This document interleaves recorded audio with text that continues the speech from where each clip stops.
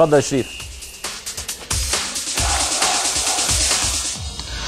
شكرا لحضرتك يا كابتن سيف من داخل محافظة الإسماعيلية. أكيد المحافظة بتعيش أجواء جميلة، أجواء شم النسيم، أعياد الربيع.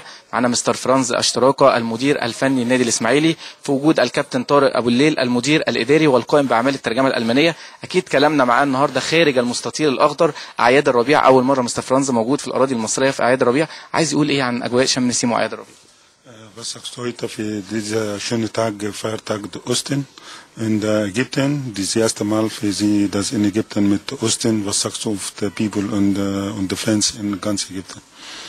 Ja, das ist ein Riesenfest, nicht nur bei uns, aber auch bei euch. Und es ist unheimlich freundlich, wenn man so viele Menschen auf die Straße sieht, wie die alle zusammen sind und der Zeit verbringen. Und das ist schon was Besonderes. Und ich bin ein bisschen traurig, dass man auch nicht wahrscheinlich zu Hause ist, weil meine Familie ist da. Aber auf der anderen Seite, ich habe die Familie hier, ich habe euch da und das ist auch eine Riesenfreunde. أقول في البداية شريف طبعا هو سعيد بقضاء أعياد الربيع، رغم ان هو يعني أول عيد ربيع ما بيقضوهوش هنا مع أسرته يعني، لكن هو حاسس معانا في وجوده ان هو بيقول ان أنا في وسط عيلتي.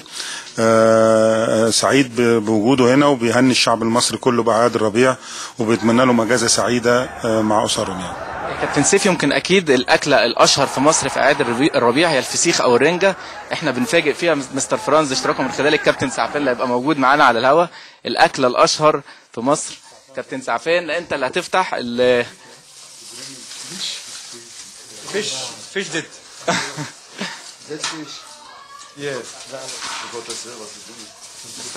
فرانز رنجه. مستر فرانز بياكل رنجة على الهواء، الأكلة الأشهر عايزين ياكلها كتير. Kannst du bitte etwas besser essen? Unsere Fisch. Ich glaube, Safran, ja. Safran macht eine Überraschung für dich, weil er ganze Zeit. جرب مستر فرانز. Das ist nicht schlecht. كله تمام؟ كل تمام. قول لي يا كابتن. ولا لا انا اللي بحكي للكابتن طارق ابو الليل النهارده، بقول له انا عمري في حياتي ما اكلت الرنجه ولا الفسيخ. عجبته يا كابتن؟ Gut, hä?